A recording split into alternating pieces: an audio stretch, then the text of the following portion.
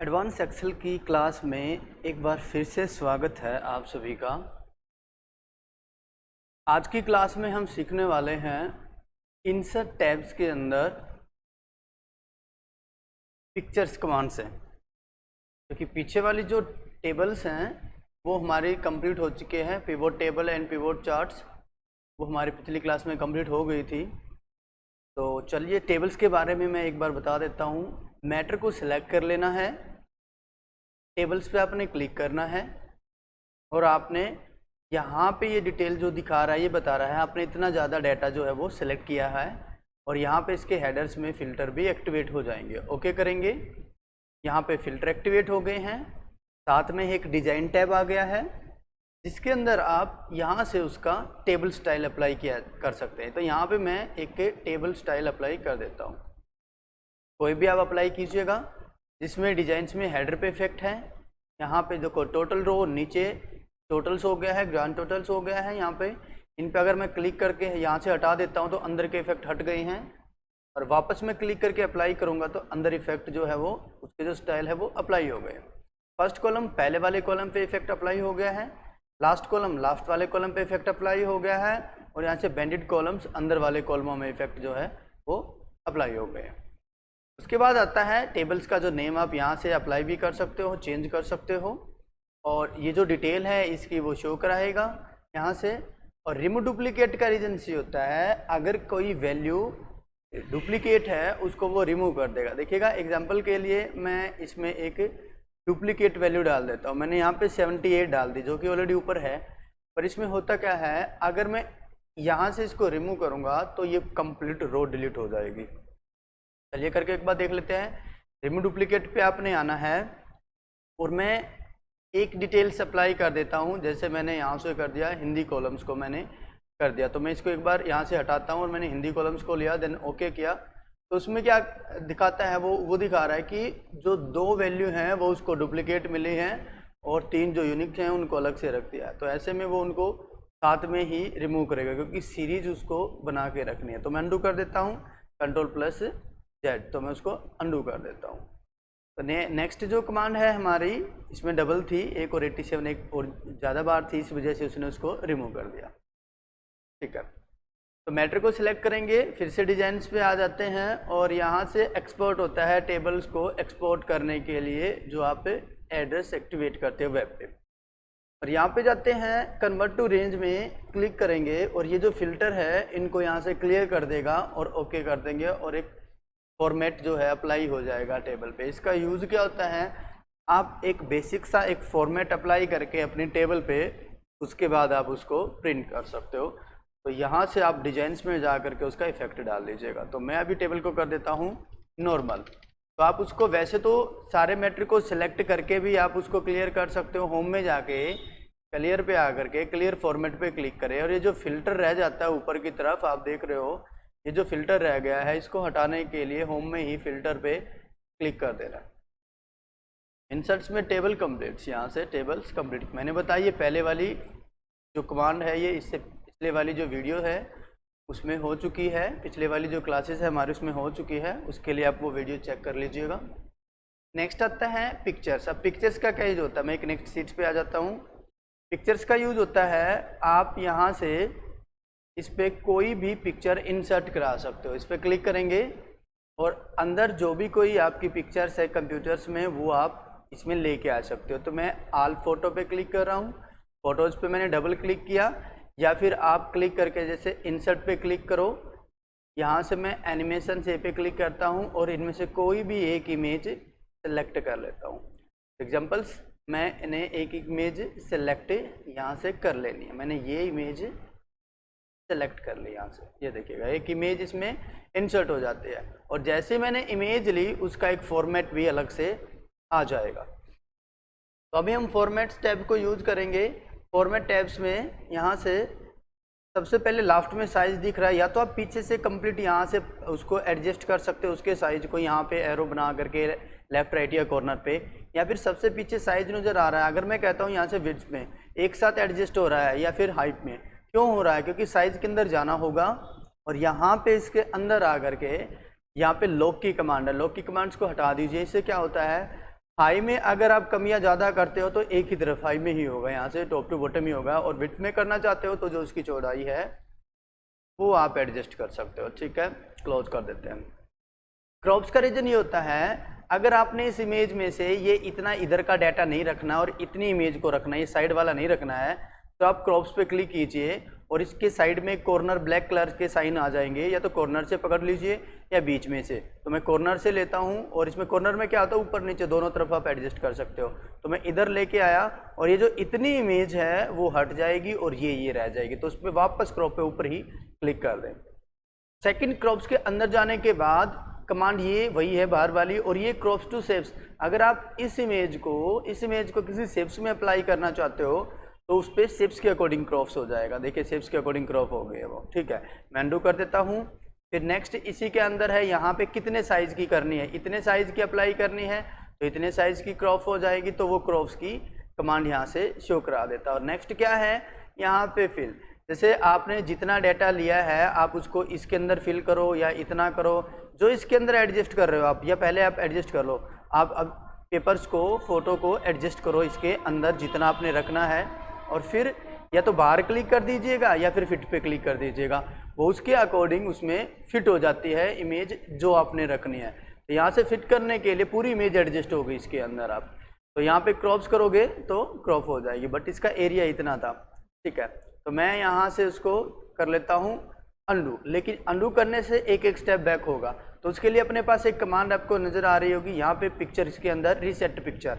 Reset picture पे click करने से केवल उसके इफेक्ट क्लियर होते हैं जो हम लाइट ब्राइट वगैरह करते हैं, और रीसेट पिक्चर एंड साइज करने से सारा इफेक्ट क्लियर होके विद साइज वो नॉर्मल हो जाएगी। आगे आता है, सबसे फर्स्ट से ले लेते हैं रिमूव बैकग्राउंड। इसका जो बैकग्राउंड है वो रिमूव कर सकते हैं, जितने में कलर इफेक्ट नज़र आ रहा है यहाँ पे वो दिखा रहा है, और जैसे ही आप उसको कीप चेंज पे क्लिक करोगे वो क्लियर हो जाएगा। ठीक है, मैं अनडू कर देता हूँ। उसके बाद नेक्स्ट कमांड क्या है, यहाँ से आप कोई भी अप्लाई करो इफेक्ट, वो इसमें ऐड हो जाएगा। देखो मैंने यहाँ से थोड़ा डार्क किया तो यहाँ पे ये इफेक्ट शाइनिंग में इसका कंट्रास्ट जो है वो बढ़ गया है। ब्राइटनेस के लिए नीचे ब्राइटनेस आप यहाँ पे डाल सकते हो, यहाँ पे इसको शार्प किया गया है। ठीक है, शार्पेंस करने के लिए इसको यूज करोगे, और यहाँ से उसमें ब्राइट करने के लिए और कंट्रास्ट करने के लिए भी आप यहाँ से यूज कर सकते हो। ये देखिए हो गया है। ठीक है, मैं वापस फिर से कर देता हूँ रिसेट। उसके बाद नेक्स्ट आ जाता है, यहाँ पे चलते हैं कलर्स में, किसी भी तरह का कोई कलर इफेक्ट इसमें अप्लाई कर सकते हो। इसके अंदर आकर के ये जो इफेक्ट है ये अप्लाई कर सकते हो। कंप्रेस पिक्चर साइज की क्वालिटी है, आप उसको सिलेक्ट करके अप्लाई कर सकते हो, उसकी क्वालिटी में चेंजिंग आएगा। चेंज पिक्चर पे आकर के यहाँ से इसकी जगह कोई दूसरी पिक्चर आप अप्लाई कर सकते हो। मैंने क्लिक किया, इंसर्ट पे क्लिक किया, उसकी जगह कोई और पिक्चर आपकी इंसर्ट हो जाएगी। नेक्स्ट आ जाता है नीचे रीसेट पिक्चर में जा कर के बिल्कुल वही इफेक्ट जैसे मैंने बताया, अगर मैंने पिक्चर पे कोई इफेक्ट डाल रखा हो या फिर यहाँ से ये इफेक्ट डाल रखे हो, अगर मैं क्लिक करता हूँ रीसेट पे तो पिक्चर का जो इफेक्ट रीसेट होगा, और अगर मैं क्लिक करता हूँ पिक्चर के रीसेट पिक्चर साइज पे तो उसके विद साइज और इफेक्ट क्लियर हो जाएंगे। यहाँ से पिक्चर के स्टाइल आप ले सकते हो, उसको किस स्टाइल में अप्लाई करना है पिक्चर को देखिएगा, पिक्चर के स्टाइल आगे है। पिक्चर की बाउंड्री लाइनिंग के लिए यूज करेंगे, तो मैं इसको एक बार नॉर्मल कर लेता हूँ और इसके साइज को भी कम कर लेता हूँ ताकि आपको अच्छे से इसकी बाउंड्री नज़र आ जाए। ये देखिएगा यहाँ पे आ गए हैं, और यहाँ पे पिक्चर की बाउंड्री के लिए अप्लाई करेंगे। मैंने बाउंड्री दे दी है, लेकिन उसके लिए मैं एक बार साइज बढ़ा लेता हूँ। तो बाउंड्री के लिए इसी के अंदर जाना है और यहाँ से इसका साइज अप्लाई कर देना। यहाँ से साइज अप्लाई हो गया है। अब ऊपर से बॉर्डर कलर जो है आप दे सकते हो, बदल सकते हो। मैंने ब्लू कर दिया, मैंने रेड कर दिया। यहाँ से नो आउटलाइनिंग करोगे तो लाइनिंग हट जाएगी। लाइनिंग का कलर आप खुद बना सकते हो आउटलाइनिंग कलर में। यहाँ से उसका साइज बढ़ा सकते हो। यहाँ से लाइन किस तरह की डालनी है वो आप इस पर अप्लाई कर सकते हो, जैसे कि डैशेज में आ गई है तो मैं उसको स्टैंडर्ड में कर देता हूँ। तो डैशेज में यहाँ से सबसे टॉप में मैं उसको नॉर्मल कर देता हूँ। अब आगे आ जाते हैं पिक्चर के इफेक्ट। पिक्चर इफेक्ट पे आप इस तरह की पिक्चर का इफेक्ट डाल सकते हो या फिर ऐसे इफेक्ट में आप उसको अप्लाई कर सकते हो, उस तरह के इफेक्ट में अप्लाई हो जाएगी। तो यहाँ से उसके आप सारे इफेक्ट इन पे क्लिक करके देखें, ग्लो है, यहाँ से 3D टाइप्स में है। तो जैसे जैसे आप अप्लाई करोगे वैसे ही इसका इफेक्ट आना हो जाएगा। चलिए मैं इसको फिर से नॉर्मल कर लेता हूँ और मैं पिक्चर को अभी रीसेट करता हूँ ताकि साइज वही रहे। अब सिलेक्शन पैन में नेम आ जाता है। अगर आपकी शेप्स होंगी साथ में तो दिखाएगा कई कमांड यहाँ पे ब्रिंग टू फ्रंट की है, सेंड बैकवर्ड की है, ये चल नहीं रही है। किस वजह से? क्योंकि ये शेप्स इफेक्ट पे नहीं आएंगी, इंसर्ट पे जा करके, मतलब पिक्चर इफेक्ट पे नहीं है। तो यहाँ पे शेप्स पे साथ में ही फिल करेंगे हम इनको, और फिर से इंसर्ट में आ जाते हैं। यहाँ जा करके मैंने एक दो शेप्स और ले लेनी है, उनका भी यूज हम समझेंगे, ठीक है। तो यहाँ से मैं इसको ऊपर लेके आता हूँ। देखिए जैसे मैं पिक्चर पे क्लिक करता हूँ तो पिक्चर का फॉर्मेट शो हो जाता है। अगर मैं इमेज पे क्लिक करता हूँ तो इमेज का फॉर्मेट शो हो जाता है। इमेज में थोड़ा सा डिफरेंट है, क्योंकि इमेज में तो फिल शेप्स के लिए कमांड आएंगी, पिक्चर तो ऑलरेडी फिल होती है, उस पर तो एक ग्राफ ना होता है, तो उस पर वो फिल की कमांड शो ना करा करके उसके स्टाइल शो कराएगा, ठीक है। अब यहाँ पे पिक्चर्स के अंदर जैसे मैंने एक से ज़्यादा कमांड ले ली हैं, शेप्स ले ली है हमने, यहाँ से इमेज हमने ले रखी है, तो यहाँ पे मैं एक से ज़्यादा जो हमारी कमांड्स है वो एक्टिवेट हो गई हैं। ब्रिंग फॉरवर्ड की है, सेंड बैकवर्ड की है, तो मैं कलर चेंज कर दूँ। यहाँ से सेंड बैकवर्ड का मीनिंग होता है एक शेप्स के पीछे, अगर और ज़्यादा शेप्स है तो उनके पीछे एक एक करके आप भेज सकते हो। ब्रिंग फॉरवर्ड का रीजन्स होता है एक एक शेप्स के आगे वो आ जाएगी। मैं इमेज के ऊपर इन सबको रख लेता हूँ। ऐसे अगर मैं करता हूँ सेंड बैकवर्ड तो वो एक शेप्स के पीछे चली जाती है। फिर से मैं सेंड बैकवर्ड करता हूँ, ये देखिए अब इमेज के पीछे चली गई है, इमेज के पीछे चली गई है। ऐसे ही क्लिक करता हूँ मैं ब्रिंग फॉरवर्ड्स तो एक के आगे, फिर से मैं क्लिक करता हूँ, देखो अभी उसके पीछे ये वो, मैं पीछे वाले पे क्लिक करता हूँ, फिर से ब्रिंग फॉरवर्ड, फिर से एक के आगे। तो बैकवर्ड्स एक एक के पीछे, फॉरवर्ड्स एक एक के आगे, और सेंड टू बैक एकदम से सभी से पीछे चली जाएगी, सबके पीछे चली गई है, चाहे वो शेप्स हैं चाहे आपकी इमेज है। अकेले इमेज पे इफेक्ट नहीं आता है, तो इसके लिए आपने एक से ज़्यादा शेप्स या इमेज ले लेनी है। नेक्स्ट आ जाता है ब्रिंग टू फ्रंट में सबसे आगे आ जाएगी। और ऐसे ही जो कमांड है अलाइंस की लेफ्ट राइट, ये भी डिसेबल है, ये चलेंगी, या तो शेप्स को सिलेक्ट कर लूँ या फिर एक साथ इमेज को। तो शिफ्ट के साथ मैंने दोनों को सिलेक्ट कर लिया। अलाइंस लेफ्ट, लेफ्ट में एडजस्ट, सेंटर, सेंटर में, देन राइट, राइट में एडजस्ट हो जाएगा, और वहीं से टॉप, ऊपर से इक्वल, मिडिल, बीच में से, देन ऑफ बॉटम, नीचे से एक्टिवेट हो जाएगा, ऐड हो जाएगा। डिस्ट्रीब्यूट हॉरिजॉन्टली, अब ये कमांड चलेंगी एक से ज़्यादा शेप्स होनी चाहिए, तो मैंने शिफ्ट के साथ सिलेक्ट कर लिया तीनों को, और अब हम गए दो से ज़्यादा हूँ हमारी, अब हम गए डिस्ट्रीब्यूट हॉरिजॉन्टल, तो हॉरिजॉन्टली डिस्ट्रीब्यूट हो गई है, यानी वर्टिकल में डिस्ट्रीब्यूट हो गई, तो अलग अलग साइज में वो बढ़ जाएंगे, उनके बीच में स्पेस एक्टिवेट हो जाएगा। व्यू गाइडलाइंस, ग्राफ हट जाएगा, गाइडलाइंस वापस ऐड हो जाएगा। नेक्स्ट आ जाता है, अगर मैं इन शेपों को अलग अलग मूव कर रहा हूँ और मैं शिफ्ट दबा करके इस पर भी क्लिक कर देता हूँ या एक से ज़्यादा को सिलेक्ट करता हूँ, ग्रुप पे क्लिक करता हूँ, ग्रुप बन जाएगा। अगर मैं इसको मूव करूँ तो ये दोनों एक साथ मूव हो जाएंगे। फॉर्मेट पे वापस आ जाता है, क्योंकि ग्रुप है, अनग्रुप से ग्रुप हटा देते हैं। रीग्रुप फिर करोगे किसी शेप्स पे क्लिक करके, फिर से उनका दोबारा से ग्रुप बन जाएगा। रोटेट, लेफ्ट राइट, इनको हॉरिजॉन्टल एंड वर्टिकल रोटेट करने के लिए राइट में करो तो राइट में रोटेट हो जाएगी, और ऐसे ही लेफ्ट राइट करोगे तो आप इसको कंटिन्यू रोटेट कर सकते हो। हॉरिजॉन्टल या वर्टिकल करना है, वर्टिकल हो गई है, और वापस मैं रोटेट पे क्लिक करूं, फिर से वर्टिकल सीधी हो गई है। ऐसे आप अपनी इमेज को भी कर सकते हो। तो फॉर्मेट पे आएंगे और यहाँ रोटेट पे आएंगे, मैं करता हूँ हॉरिजॉन्टल, हॉरिजॉन्टल करते ही देखिए इसका फेस उस साइड में हो गया है, और वापस मैं फिर से हॉरिजॉन्टल करता हूँ तो इधर हो जाएगा। तो यहाँ से आपकी शेप्स हो या फिर आपकी इमेजेस हो, उन सब का फॉर्मेट आएगा। और शेप्स में यहाँ पे कलर भरने के लिए यहाँ से भी कलर इफेक्ट आप देख लेना, बाउंड्री लाइनिंग में आएंगे और शेप्स के इफेक्ट आएंगे। और अगर मैं टेक्स्ट बॉक्स पे क्लिक करूँ तो शेप्स के अंदर ही टेक्स्ट आप अप्लाई कर सकते हो, और यहाँ से एडिट शेप्स पे क्लिक करके शेप्स को आप चेंज कर सकते हो किसी भी अनोदर शेप्स में। चल तो मैं इनको यहाँ से कर देता हूँ डिलीट। ओके, डिलीट हो जाता है। नेक्स्ट कमांड कौन सी है? नेक्स्ट आ जाती है पिक्चर्स के बाद में शेप्स, जैसे हमने कर ली इनके अंदर सेम वही शेप्स हैं। क्लिप आर्ट्स, क्लिप आर्ट्स ले सकते हो। जैसे आप क्लिप आर्ट पे क्लिक करोगे, इधर साइड में यहाँ पे जा करके या तो आप कोई क्लिप्स का नेम डाल दो, जो इसमें होगा वो दिखा देगा। ये नहीं कि सारे क्लिप्स इसमें मिल जाते हैं जो आप टाइप करोगे, तो अदरवाइज गो पे क्लिक करें और काफ़ी सारे क्लिप्स हैं, आप उन पे क्लिक कीजिएगा और वो आपके पेज पे इंसर्ट हो जाएंगे, और सेम उसका फॉर्मेट अप्लाई आप कर सकते हो। क्लिक कर देते हैं, डिलीट कर देते हैं। नेक्स्ट कमांड क्या आती है? इंसर्ट्स पे जा करके जो नेक्स्ट कमांड है वो है स्मार्ट आर्ट। तो यहाँ से आर्ट्स आप यहाँ पे कुछ स्मार्ट आर्ट चार्ट्स ले सकते हो, जैसे यहाँ से लिस्ट के हैं, ये वाले हैं, साइकिल्स के हैं, तो मैंने ये ले लिया और यहाँ पे मैंने ओके किया, यहाँ पे आ गया। इसी साथ में इसका पेन है, मैं इसको हटा देता हूँ। तो ये इससे रिलेटेड जैसे वर्क करना हो आपको, जैसे कोई साइकिल से रिलेटेड वर्क करना हो, कनेक्टिविटी दिखानी है आपको, यहाँ से ये है, जैसे मैं सेकंड कर देता हूँ, यहाँ से मैं थर्ड कर देता हूँ, फिर फोर्थ है, फिफ्थ है, ऐसे कंटिन्यू ये जो सीरीज़ मैंने यहाँ से शो करा दी। तो इसमें लेआउट आप इनके चेंज कर सकते हो, इसमें बदलना है इसमें बदल लीजिएगा, ठीक है। वापस आप चेंज करना चाहते हो इसमें चेंज कर लीजिएगा। चेंज कलर चेंज करने के लिए, यहाँ से उसके स्मार्ट आर्ट स्टाइल्स अप्लाई करने के लिए, ठीक है। अब इन पे जैसे आप क्लिक करते हो, यहाँ पे ऐड शेप्स आफ्टर, इसके बाद में एक शेप्स आ जाएगी। देखिए इसके बाद में एक और शेप्स आ गई है, ठीक है। इसको सीधा कर लेते हैं बिल्कुल, इसके बाद में एक और शेप्स आ गई है। वहाँ पे आप टाइप कर सकते हो, मैंने अंडू कर दिया। अगर आप 5th वाली पे करते हो, यहाँ पे जा करके अगर आप 5th वाली पे करते हो और यहाँ जाते हो ऐड शेप्स बिफोर और ऐड शेप्स आफ्टर, तो ऐसे आप अप्लाई कर सकते हो। जितनी आपको शेप्स चाहिए यहाँ से आप अप्लाई कर सकते हो। अगर ये शेप्स है आपकी, अगर यहाँ से मूव टू डाउन करते हो आप, तो यहाँ से डाउन में आ जाएगी। आप क्लिक करोगे तो अप में आ जाएगी वो शेप्स। तो जिस शेप्स पे आपका क्लिक होगा उसके अकॉर्डिंग आप एडजस्ट कर सकते हो। डिमोट प्रमोट का मीनिंग से होता है, अगर मैं इसको डिमोट करूँ 5 वाली को, तो ये 4th वाली में चली गई और एक जो है हमारा यहाँ से सर्कल क्लियर हो गया है जो शेप्स का है। और अगर मैं प्रमोट करता हूँ तो फिर वो अगले वाले में चला जाएगा। तो ऐसे में आप डिमोट प्रमोट कर सकते हो और बुलेट्स ऐड कर सकते हो। इनके आगे डॉट्स बुलेट्स आ जाएगी और टास्क पेन टूल्स आएगा जो कि इन सर्कलों के अकॉर्डिंग काम करता है। आप जिसमें नोट्स करना चाहोगे उनमें नोट्स हो जाएगा। और अगर आप चाहते हो कन्वर्ट टू शेप्स, किसी भी आप यहाँ से शेप्स में कन्वर्ट करना चाहो तो सर्कल्स पे क्लिक कीजिएगा और आप उसको शेप्स में भी कन्वर्ट करो।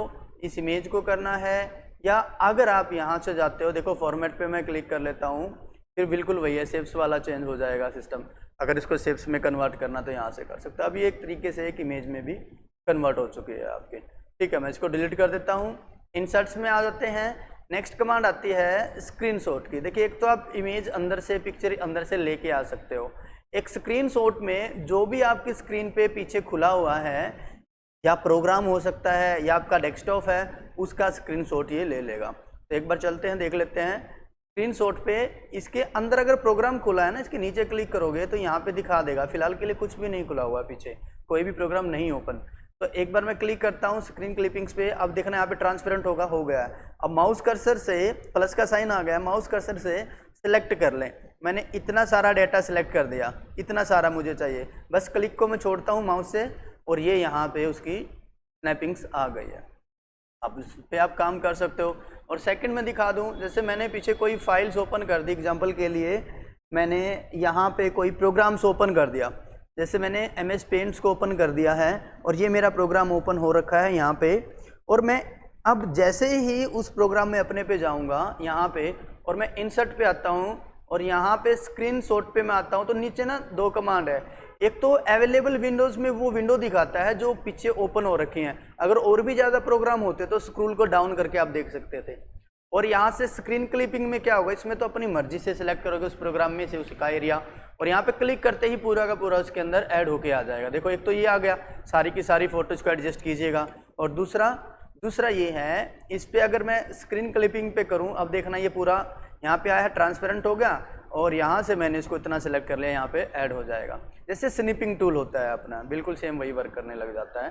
तो यहाँ से कैप्चर करके यहाँ पे ऐड कर देता है। चलिए ये भी क्लियर हो जाता है। उसके बाद इंसर्ट पे नेक्स्ट आ जाता है हमारे कॉलम्स, और यहाँ पे चार्ट अप्लाई कर सकते हैं। लाइन का है, पाई का है, बार का है, एरियाज है, ये अलग अलग तरीके के हैं। और आप ये है तो सारे चार्ट्स, इसके अंदर भी आप देख रहे हो काफ़ी सारे चार्ट हैं, वो आप अप्लाई कर सकते हो। एक तो हमने किया था पिवोट चार्ट के अंदर से, यहाँ से किया था हमने, बिल्कुल वही वर्क है। उसमें हम अपनी मर्जी से सिलेक्ट कर लेते थे, इसमें डायरेक्ट सेलेक्ट करते ही डायरेक्ट अप्लाई हो जाएगा। कैसे, मैं शीट नंबर 1 पे आता हूँ, मैंने इतना सारा एरिया सेलेक्ट कर दिया और यहाँ पे मैं कॉलम में आकर यहाँ से अप्लाई कर देता हूँ। देखिएगा यहाँ से आप चार्ट कर सकते हो, और ये सारा हम पिछली क्लासेस में कर चुके हैं, डिजाइन और लेआउट। तो यहाँ से डायरेक्ट आप चार्ट अप्लाई कर सकते हो, ठीक है।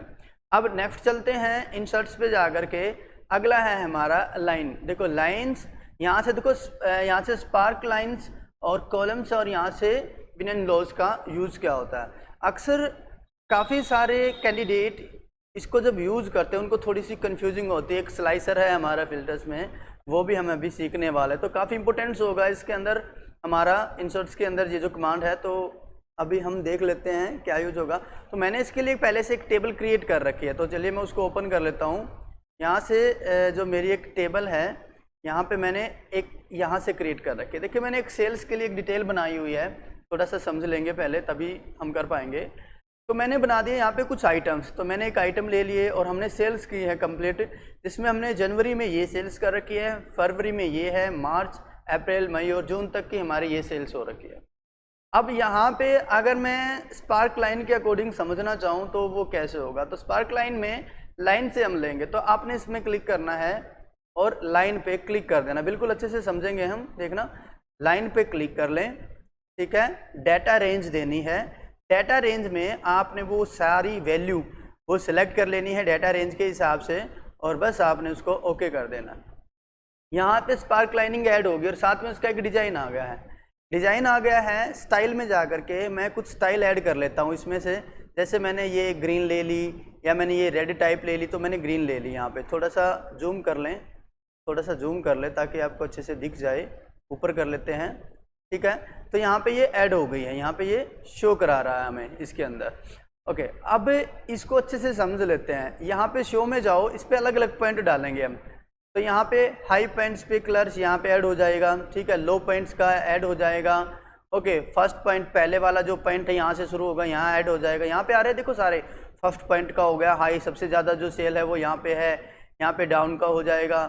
ओके, लास्ट पॉइंट, लास्ट वाला पॉइंट जो हो जाएगा, यहाँ से हम मार्कर अप्लाई कर लेते हैं सारे। इनसे पता लग जाएगा ना हमें सारी डिटेल्स जो है हमारी मंथ के according, first second third fourth fifth and 5, तो वो सारी डिटेल शो हो जाएगी। और नेगेटिव पॉइंट्स यहाँ पे ऐड हो जाएगा। नेगेटिव कोई वैल्यू, जीरो वैल्यू हमारी फ़िलहाल के लिए है नहीं है कोई भी। तो सब में मंथ में कहीं ना कहीं पे सेल है, किसी भी मंथ में कोई ऐसी सेल नहीं है जहाँ पे जीरो वैल्यू हो, जिसमें कोई सेल ना हो। तो नेगेटिव के लिए कोई माइनस में है स्टॉक के लिए। तो यहाँ पे क्या करते हैं, चलिए समझ लेते हैं।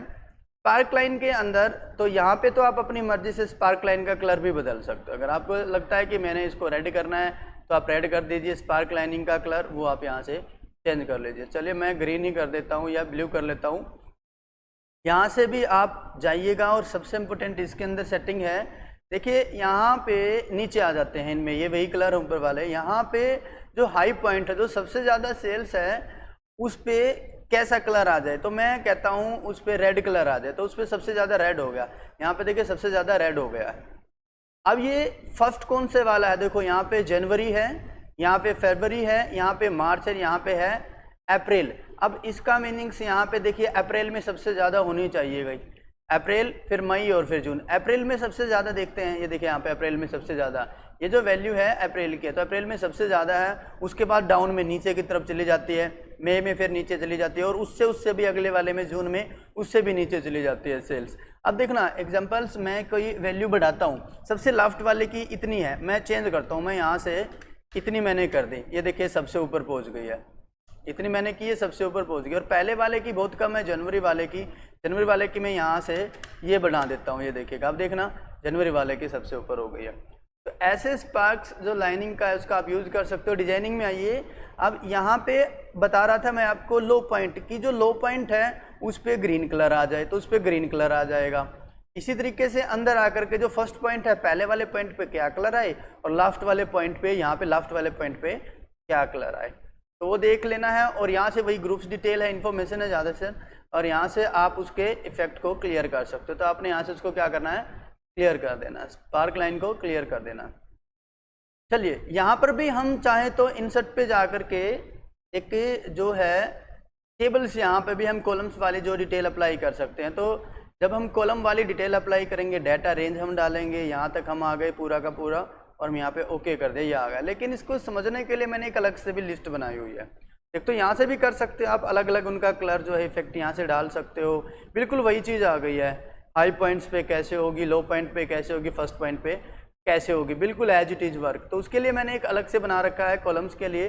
तो मैं सीट नंबर 2 पे आता हूँ, जिसपे कॉलम्स का डाटा मैंने ऊपर से बना रखा है। तो आपने एक टेबल बना लेनी है, और ये जो है मैंने इसको यहाँ होम में जा कर के मर्ज सेंटर नहीं कर रखा है, मैंने यहाँ से उस रो के साइज को ही बढ़ा रखा है। अगर आप मर्ज सेंटर कर लोगे तो आपका एक ही कॉलम का साइन बनेगा, ये आपने याद रखना है, एक ही कॉलम का साइन बनेगा। तो आपने क्या करना है, अगर आप इस फॉर्मेट में अप्लाई करो तो आपने कॉलम्स के साइज को ऊपर की तरफ बढ़ा लेना है, कॉलम्स के साइज को ऊपर की तरफ बढ़ा देना है।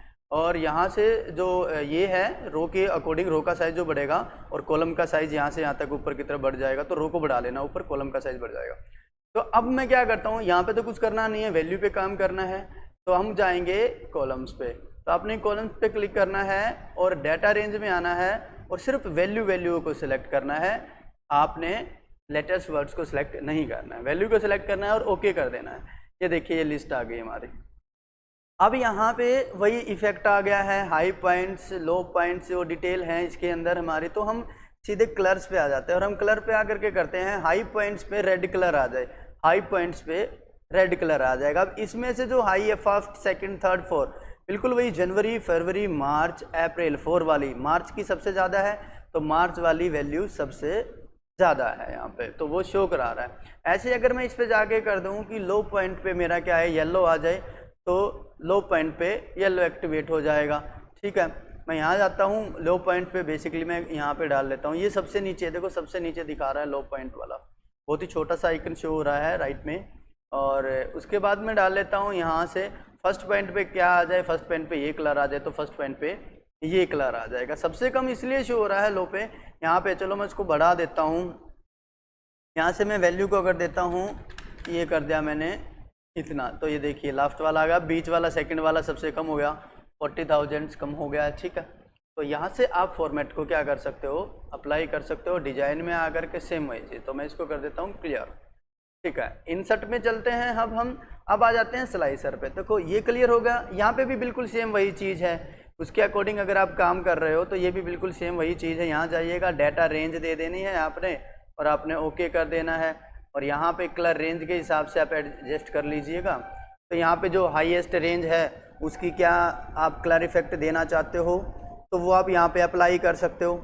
तो देखो हाईएस्ट में सबसे पहले वाला जो है वो सबसे ज़्यादा है, वो शो हो गया। ऐसे ही लास्ट वाला है, उसके हिसाब से आप लो पॉइंट्स जो है उसको मैं ग्रीन कर दूँ तो ये लो होगा। इसमें इक्वल रहते हैं, इसमें साइनिंग इक्वल रह जाते हैं आपके, और ऐसे वो इफेक्ट शो करा देता हूँ। ठीक है, चलिए अब नेक्स्ट चलते हैं स्लाइसर्स के लिए। तो मैंने इंसर्ट पे जा कर के ये जो फिल्टर के अंदर स्लाइसर है, यहाँ पे एक इफेक्ट है ये वाला। अब अक्सर बहुत सारे सीधे क्लिक करते हैं और वो अप्लाई नहीं होता है, जो फंक्शंस है वो उस पर चल नहीं पा रहा है, तो ये ऐसे नहीं चलता है। इसके लिए आपने पिवोट टेबल्स के अंदर पिवोट टेबल्स को अप्लाई करना होगा, तब ये जा करके चलेगा। बहुत सारे स्टूडेंट्स ये सोचते हैं कि ये कमांड तो नहीं चल रही है, कैसे चलेगी, इसमें काफ़ी कंफ्यूजिंग होती है, लेकिन बहुत ही ईजी सा स्टेप है। और ये समझने के लिए मैंने एक फॉर्मेट पहले से तैयार कर रखा है। देखिए ये भी हमारी एक सेल्स रिपोर्ट है जिसमें कुछ कैंडिडेट्स के नेम हैं, उनके स्टेट हैं, ठीक है, वो जहाँ से जिस स्टेट से हैं उसके अकॉर्डिंग आप डिटेल्स आप कर रहे हो जो स्टेट है, और इसका एक डिपार्टमेंट है, और यहाँ पे उनकी जो सेल्स डिटेल है। ठीक है, और यहाँ पे आप देख रहे हो ये भी हरियाणा से, यहाँ पे ये भी हरियाणा से है, तो यहाँ पे एक डिटेल आएगी। और ये जिस भी डिपार्टमेंट में है, अमित जो है ग्रोसरी में है, सुमित है वो इलेक्ट्रॉनिक्स में है डिपार्टमेंट्स में, ऐसे रविंदर गारमेंट्स में है, सुनील इलेक्ट्रॉनिक्स में है, तो उनके अकॉर्डिंग हम लिस्ट क्रिएट करेंगे। तो मैंने क्या किया, ऊपर की तरफ थोड़ा सा एडजस्ट कर लेंगे ताकि सारी टेबल नज़र आए, और फिर यहाँ पे मैं इस सारी टेबल को सिलेक्ट कर लेता हूँ और क्या करेंगे, पिवोट टेबल पे आकर के पिवोट टेबल बना लेंगे, क्योंकि टेबल के बगैर वो कमांड नहीं चलेगी।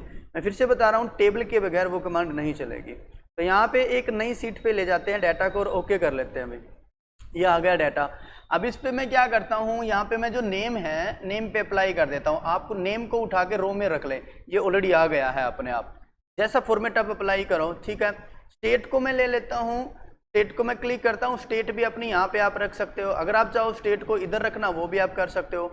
और सेल्स को मैं उठा करके वैल्यू में रख लेता हूँ, क्योंकि अमाउंट हमारा हमेशा वैल्यू में डाल देना है। ये इस तरीके से शो हो गया है आपका। ठीक है, ओके, अगर आप सेल्स को रखना चाहो कॉलम्स में, वो कुछ इस तरीके का डाटा शो कराएगा, तो मैं सेल्स को भी यहाँ से स्टेट को भी मैं यहाँ पे इसमें रख लेता हूँ, और जो सेल्स का जो अमाउंट है वो मैं वैल्यू में रख लेता हूँ। तो यहाँ पे जो स्टेट है वो अपनी किस में आ गई, रो में आ गई है, और जो नेम है वो भी हमारा रो में आ गया है, और डिपार्टमेंट को मैं अभी नहीं लेने वाला इसमें से। अब क्या करते हैं, भले ही आप इसको क्लोज कर दें, अब हम चलते हैं, थोड़ा मैं जूम कर लूँ टेबल्स को।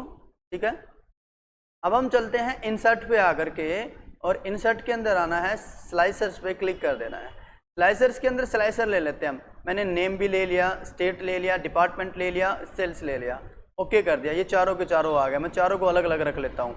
ठीक है, इधर नेम रख लेता हूँ, इधर से यहाँ से स्टेट रख लेता हूँ और इधर सेल्स रख लेता हूँ और डिपार्टमेंट में सबसे लास्ट में राइट में रख लेता हूँ। थोड़ा थोड़ा इनके नज़दीक कर देता हूँ ताकि आपको अच्छे से नज़र आता रहे। और सबसे लास्ट में अब देखिए इसका एक लॉजिक समझ लेते हैं। डिपार्टमेंट पे क्लिक करता हूँ, अगर मैं चाहता हूँ कॉस्मेटिक्स की डिटेल्स मुझे चाहिए तो मैं क्लिक करूँगा और जैसे मैं क्लिक करूँगा तो इधर लिस्ट आ जाएगी कॉस्मेटिक्स वालों की, जिसमें कासिस है जिसने सेल्स किए इतने की दिल्ली के अंदर, और ये है अंकुश जिसने पंजाब की डिटेल्स में है, जो उसने ये डिटेल्स में सेल किया। यहाँ पे भी वो नीचे वाली कमांड जो हैं वो हाइड हो गई हैं, ट्रांसपेरेंट हो गई हैं, डिसेबल हो गई हैं। ऊपर वाली जो कमांड है वो शो है, वो हाईलाइट है। इसका मीनिंग्स ये है कि उनका ही डाटा केवल शो है। और अगर मैं ऐसे कहूँ केवल दिल्ली वाले, तो दिल्ली वाले डिटेल आ गई, पंजाब की आ गई। तो पहले मैं क्या करता हूँ, इनको नॉर्मल करता हूँ। नॉर्मल करने के लिए आप यहाँ ऊपर जाइए और यहाँ सामने जो फिल्टर वाला साइन है ना, क्लियर फिल्टर कर दो ताकि वो सारे नॉर्मल होते रहे। क्लियर फिल्टर कर दिया। अब देखना, अगर मैं कहूँ पंजाब, तो पंजाब वाले जो कैंडिडेट है उनकी डिटेल। अगर मैं कहूँ यहाँ से हरियाणा वालों की डिटेल्स, देखो हरियाणा वालों में एक कैंडिडेट आ गए, उत्तर प्रदेश में एक ही कैंडिडेट है, राजस्थान वाली डिटेल में भी एक ही है, इसी तरीके से एमपी में भी एक ही है, और दिल्ली की लिस्ट में यहाँ पे 2 शो करा रहा है। तो वो डिटेल्स उसके अकॉर्डिंग शो हो जाएगी। और अगर मैं कहता हूँ कि मुझे गारमेंट्स वाली डिटेल चाहिए, तो गारमेंट्स में ये डिटेल है वो शो करा देगा लेफ्ट में। ऐसे ही ग्रोसरी की डिटेल शो करा देगा, ऐसे ही कॉस्मेटिक की करा देगा। क्लियर करता हूँ मैं। अगर मैं चाहता हूँ मुझे जो है रविंद्र की डिटेल चेक करनी है, तो रविंद्र की जो सेल्स डिटेल है वो शो हो जाएगी। इसी तरीके से सुमित की, ऐसे ही मोनू की, और अलग अलग डिटेल आप स्लाइसर में देख सकते हो। और ऊपर आप देख रहे हो, चलो मैं इसको क्लियर करता हूँ। ऊपर जो उसका इफेक्ट आ गया है, चाहो तो आप उन पे कलर इफेक्ट डाल लीजिए जिस पे भी आपका क्लिक है, और एक के पीछे एक है तो बिल्कुल वही कमांड है, bring to front, send to back. तो मैं कर देता हूँ यहाँ से ब्रिंग टू फ्रंट, तो वो सबसे आगे आ जाएगा। और वही लेफ्ट राइट और अलाइंग रोटेट जो हम पीछे करके आए हैं शेप से रिलेटेड, बिल्कुल एज इट इज इफेक्ट है इन सब चीज़ों का। तो यहाँ से आप स्लाइसर का यूज कर सकते हो। ठीक है, तो मैं इनको कर देता हूँ यहाँ से क्लियर। यहाँ से स्लाइसर हमारा क्लियर हो गया। इंसर्ट में वापस चलते हैं। नेक्स्ट कमांड है हाइपरलिंक की। एक फ्रेश सीट पे आ जाते हैं बिल्कुल नॉर्मल। तो हम हाइपरलिंक्स यहाँ पे क्रिएट करने वाले हैं। यहाँ पे जैसे मैं किसी सीट पे काम कर रहा हूँ और मुझे किसी अनोदर फाइल से लिंक जोड़ना है, मैं काम करता हूँ और मैं इसी सीट पे डेली वर्क करता हूँ और मुझे और भी काफ़ी सारी फाइलों पे काम करना होता है, तो ऐसे मैं उन सभी प्रोग्रामों की फाइलों का लिंक यहाँ पे ऐड कर दूंगा। तो मैंने यहाँ पे सेल में क्लिक किया और हाइपरलिंक पे हम गए और यहाँ पे वो सारी फाइल दिखाएगा जो भी आपके पास है, जितनी भी फाइल आपके पास है। तो मैं यहाँ आता हूँ, जैसे मैं सपोज कीजिए होम टैब वाली जो हमारी क्लासेस थी और उसकी एक एक्सेल की फाइल है, मैं उस पर क्लिक करता हूँ और मैं ओके कर देता हूँ। ऐसे ही अनोदर लेनी है आपने तो उस पर क्लिक कीजिएगा और इसमें से उस फाइल को सिलेक्ट कीजिएगा आप। तो यहाँ से मैंने देखो ये पिवट्स की है, पिवट चार्ट है, पिवट टेबल क्लास है, मैं इसको ऐड कर लेता हूँ। तो मैं सबसे पहले क्लिक करता हूँ होम टैब पे। जैसे मैं क्लिक करूँगा तो ये हमारी फाइल जो है होम टैब वाली ओपन हो जाएगी। देखिए हमारी ओपन हो गई। मैं इसको क्लोज कर देता हूँ, नीचे से बंद कर देता हूँ। अब मैं पिवट्स टेबल्स पे क्लिक करता हूँ तो हमारी पिवट टेबल्स पे आ जाएगी। तो यहाँ से आप अप्लाई कर सकते हो, देखिएगा। तो ऐसे में आप हाइपरलिंक बना सकते हो और इनको हटाना है तो सेलेक्ट कीजिए और डिलीट कर दीजिएगा। नेक्स्ट ले लेते हैं भाई टेक्स्ट बॉक्स। कोई भी टेक्स्ट बॉक्स आप बना सकते हो जिसके अंदर आप टेक्स्ट अप्लाई कर सकते हो। इंसर्ट में वापस जाएंगे, एक बार टेक्स्ट बॉक्स लेंगे और एक एरिया सेलेक्ट कर लेंगे और इसके अंदर आप कोई भी टेक्स्ट टाइप कर सकते हो। तो टेक्स्ट बॉक्स बनाने के लिए चलिए ठीक है, मैं इसको डिलीट कर देता हूँ। उसके सारे इफेक्ट आप नॉर्मली होम से यहाँ से आकर के साइज वगैरह एडजस्ट कर सकते हो और उसको उठा के कहीं भी रख सकते हो। और बैकग्राउंड के लिए फॉर्मेट पे जा करके कलर वगैरह, इफेक्ट वगैरह इसमें आप दे सकते हो। चलिए नेक्स्ट आ जाता है इंसर्ट्स पे आकर के आगे आता है हेडर फुटर। देखिए हेडर फुटर हमने पेज सेटिंग्स में किया था, फाइल के अंदर जा करके जब हमने प्रिंट पे क्लिक किया था तो हमने यहाँ पे पेज सेटअप से भी सीख लिया था। लेकिन मैं इसके बारे में एक बार फिर से बताता हूँ क्योंकि एक न्यू टैब है, हो सकता है आपने वो वीडियो नहीं देखी होगी। तो हेडर फुटर का यूज क्या होता है, यहाँ पे जा करके अगर आप पेज के सबसे टॉप में हेडर में या नीचे आकर के फुटर में अप्लाई करना चाहते हो मैटर्स या कोई पेज नंबर, तो आप डाल सकते हो। फिलहाल हेडर की कमांड चालू हो गई है, डिजाइन आ गया है। हेडर पे आप लेफ्ट में लिखना चाहते हो कुछ, जैसे कि dates, current times, file path, page number आपने अप्लाई करना है, ऑटोमेटिक आ जाएगा।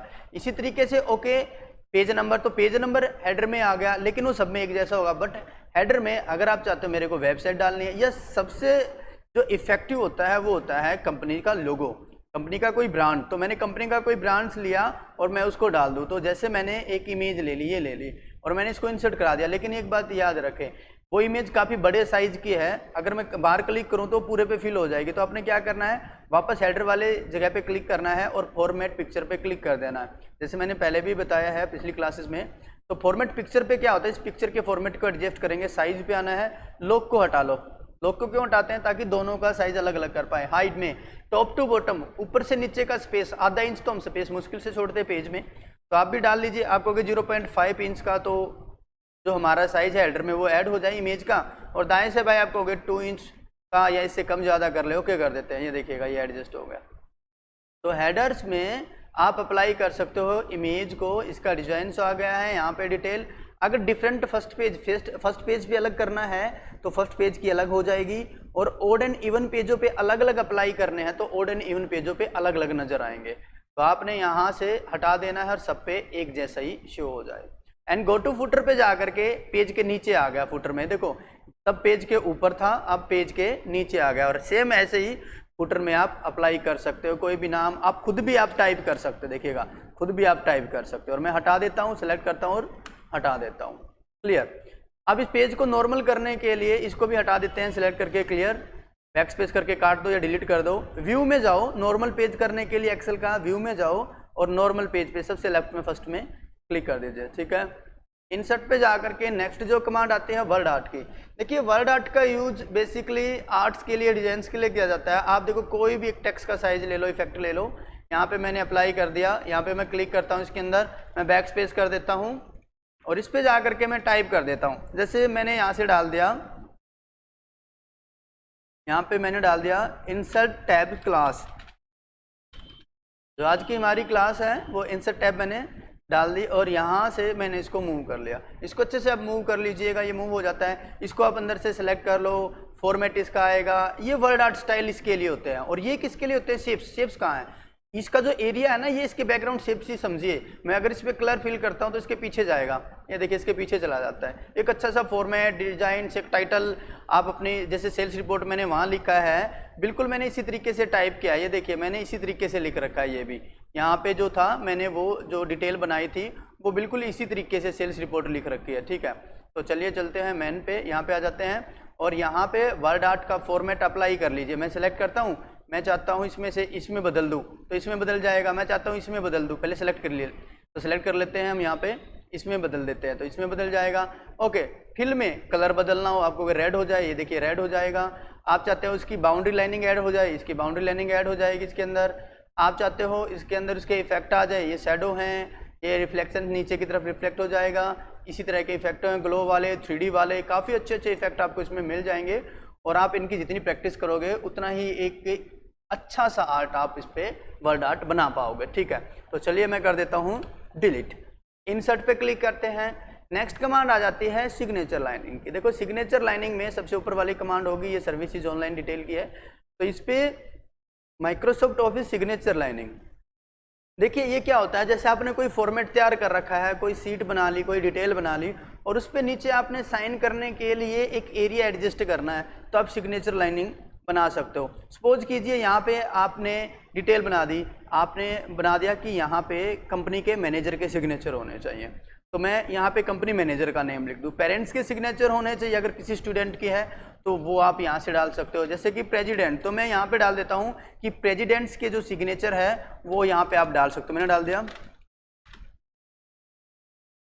और मैं नीचे डाल देता हूँ यहाँ पे डिटेल्स, तो यहाँ पे प्रेसिडेंट सिग्नेचर्स, तो मैं ओके कर देता हूँ। यहाँ पे मेल डालने की कोई ज़रूरत नहीं है, ओके कर दें। ये देखिएगा यहाँ पे आ गए हैं और उस एरिया को कहीं भी एडजस्ट करें, उसके नीचे एडजस्ट करें वहाँ पे, और वहाँ पे फिर आप प्रिंटिंग के बाद वहाँ पे साइन करा सकते हैं या डिजिटली आप ऐड कर सकते हैं सिग्नेचर्स की कोई इमेज। तो कहने का मीनिंग ये है कि एक साइंस के लिए एक एरिया, सिग्नेचर साइन के लिए एक एरिया एडजस्ट कर सकते हो, आप उसमें से डाल सकते हो। नेक्स्ट क्या है, नेक्स्ट है ऑब्जेक्ट। देखिए ऑब्जेक्ट कमांड का बेसिकली क्या यूज होता है, अक्सर हम शुरू से करते हैं। सबसे पहले हमने क्या सीखा था, जो वर्ड पैड के अंदर था हमने वहाँ पे ऑब्जेक्ट करना सीखा था। MS पेंट के बाद नोट पैड किया, नोट पैड के बाद हमने वर्ड पैड किया। वर्ड पैड में इंसर्ट ऑब्जेक्ट की कमांड स्टार्ट हो गई थी हमारी। इससे पिछली क्लासेस में MS वर्ड में भी हमने सीखा है, एक्सेल में भी है, पावर पॉइंट में भी मिलेगा, और एप्लीकेशन सॉफ्टवेयर जो आगे आने वाले हैं तकरीबन उन सब में इंसर्ट ऑब्जेक्ट मिलेगा। ये एक बहुत इंपॉर्टेंट कमांड है। ऑब्जेक्ट्स क्या होता है, देखिए जो प्रोग्राम्स वर्क हम इसमें नहीं कर सकते, जैसे मैं इसमें ड्राइंग नहीं कर सकता, ठीक है, तो वो काम आप इसमें कर सकते हो। फोटोशॉप का काम आप इसमें कर सकते हो। क्रिएट न्यू का मीनिंग क्या होता है, एक हम अपना खुद क्रिएट कर सकते हैं। और यहाँ पे ऑब्जेक्ट टाइप में वो सारे प्रोग्राम आपको दिखाएगा जो सॉफ्टवेयर, जो प्रोग्राम्स आपके कंप्यूटर में इंस्टॉल है, उन सभी प्रोग्रामों का नेम यहाँ पे आएगा। अगर आप किसी ऐसे कंप्यूटर्स पे काम कर रहे हो जिसमें सॉफ्टवेयर इंस्टॉल है ही नहीं, जैसे सपोज कीजिएगा इसके अंदर फोटोशॉप नहीं है या अनोदर कुछ Corel Draw graphic designing software नहीं है, तो वो इसमें नहीं दिखाएगा। तो परमानेंट क्या होते हैं, नोटपैड, वर्डपैड्स में तो होते हैं। और इसमें पेंट्स का वर्क क्या होता है, पेंट्स में इसको बिटमैप भी दिखा सकता है और पेंट बुर्स पिक्चर्स भी दिखा सकता है। तो जैसे मैंने पिक्चर्स बिटमैप इमेज ले ली और मैं ओके करता हूँ, आप कोई भी ले सकते हो। मैं फिर से बता देता हूँ, वो सारे प्रोग्राम इसमें होते हैं जो आपके कंप्यूटर में इंस्टॉल है। क्रिएट न्यू मैं खुद क्रिएट कर रहा हूँ यहाँ से। मुझे बोला गया एक ड्राइंग बना दो, या तो मैं इमेज से ले लूँ, यहाँ से भी ले लूँ, या मैं बना दूँ खुद। ओके करता हूँ मैं, और जैसे ही मैं ओके करता हूँ यहाँ पे एक ड्राइंग क्रिएट हो जाएगी। तो मैं एक ड्राइंग क्रिएट कर लेता हूँ सिंपल सी, और मैं इस पे जा करके यहाँ से एक ड्राइंग बना देता हूँ, और मैं एक कलर्स इस पे डाल के, और बस बंद करना है, सेव नहीं करना, क्लोज एग्जिट करना प्रोग्राम को। ये आ गया इसके अंदर, ये दिखा दी इमेज, बस इतना सा काम होता है। अब आप इसमें अगर और एडिट करना चाहते हो तो इस पे माउस से कीजिए राइट साइड क्लिक, माउस से कीजिए राइट साइड क्लिक, और आप बिटमैप इमेज में एडिट या ओपन करके इसको खोल लीजिएगा, और फिर से आप इस पे काम कीजिएगा और इसको बंद कर देना है। फिर से आ गया, राइट साइड क्लिक करना है, यहाँ जा करके ओपन से भी सेम है। कन्वर्ट का रीजन होता है वैसे डिस्प्ले एज आइकन, कि आप इसको आइकन में बदल सकते हो। पर ये जो सॉफ्टवेयर है, ये जो अपना प्रोग्राम है एक्सेल, वो डाटा से रिलेटेड है, किसी टेक्स्ट से रिलेटेड नहीं है। MS वर्ड में ये आइकन में कन्वर्ट हो जाता है, ठीक है। तो चलिए, ये तो हो गया ऑब्जेक्ट। अब नेक्स्ट क्या होता है, अगला आता है इसी के अंदर ही जा करके ऑब्जेक्ट में क्रिएट फ्रॉम फाइल। जो फाइल पहले से बन चुकी हैं, जो क्रिएट हो रखी हैं, ब्राउज़र पे जाएं और उस फाइल को सिलेक्ट कर लें, उसका डाटा डायरेक्ट इसमें ऐड हो जाएगा। जैसे कि मैं यहाँ से GSS1 का डाटा लेके आऊँ, मैंने इंसर्ट किया और लिंक पे क्लिक कर ले और मैं ओके कर देता हूँ, तो उस फाइल में जो भी कुछ बना होगा वो इसके अंदर ऐड हो जाएगा। प्रोसेसिंग कर रहा है सिस्टम, और ये देखिए इसके अंदर ये यहाँ पे ऐड हो जाएगा।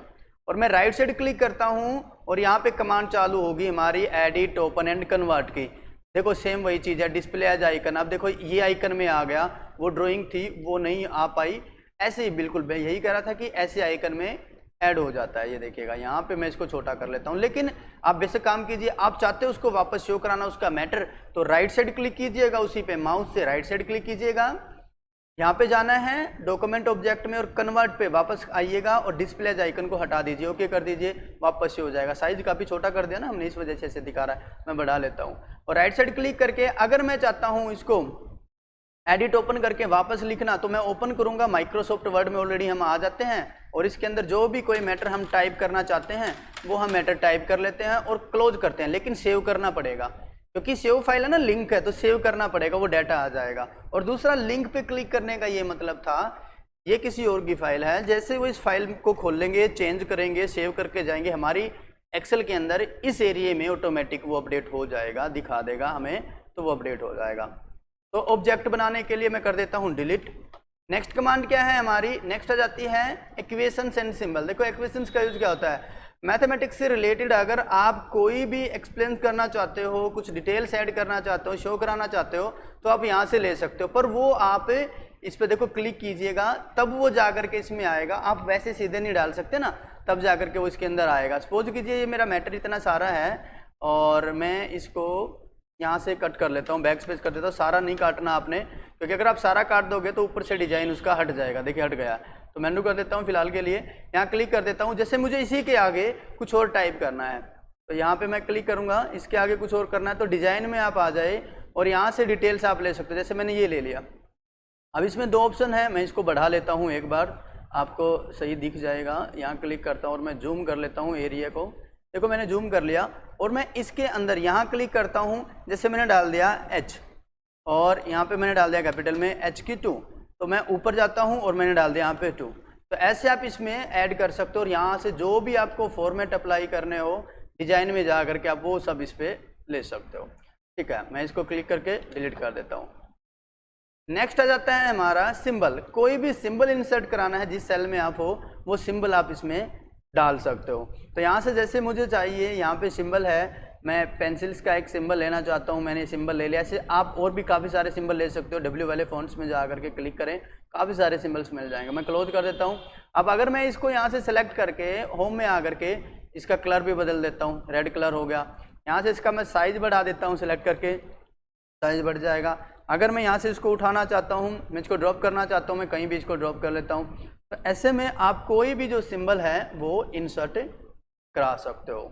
तो जो इंसर्ट टैब है वो हमारा आज कंप्लीट हो चुका है और काफ़ी अच्छे से मैंने इसकी डिटेल जो है आपको बताई है, और यही उम्मीद करते हैं कि आप भी बिल्कुल अच्छे से समझ गए होगे, उसको सीख चुके होगे।